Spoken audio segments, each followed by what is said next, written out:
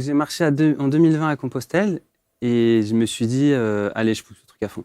Je pousse le truc à fond, je vais aller voir qu'est-ce que ça fait de marcher à Jérusalem. Pourquoi les gens marchent à Jérusalem depuis des centaines d'années? Je ne suis pas le premier et je ne suis pas le dernier, il y en a même qui marchent en ce moment. Et je me suis dit, j'ai envie d'aller voir pourquoi, qu'est-ce qui se passe et qu'est-ce que ça fait, quoi. Qu'est-ce qu'on dépasse en fait quand on fait ça, quoi. Quelle est la réponse? Oula, Ou les je pourrais réponses? écrire un autre livre là-dessus.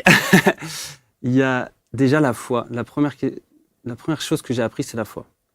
Mais en fait, c'est une foi, et je pense que c'est pour ça, c'est beaucoup les religieux qui marchent. Parce que quand vous marchez tous les jours sans savoir ni ce que vous allez manger, ni où vous allez dormir, vous êtes dans un stress perpétuel.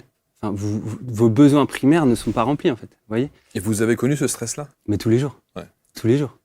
Tous les jours. Et puis en plus, au début, ça va, on est en France. Après, on est en Suisse, ça va encore. Après, on est en Autriche. Mais quand vous arrivez en Serbie, au Kosovo, en Macédoine du Nord, en Turquie, vous parlez pas la langue, enfin, je veux dire, c'est un stress pas possible. Puis j'ai marché sous la neige au Kosovo aussi, vous voyez. Donc, si vous n'êtes pas hébergé, bon, ça va être compliqué pour vous, quoi. C'est clair.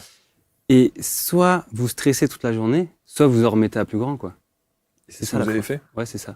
Et en fait, la foi, c'est une posture intérieure. C'est de savoir qu'à la fin de la journée, ça va bien se passer. Quelle que soit l'épreuve que je vis en ce moment, quoi. Et ça a toujours été le cas?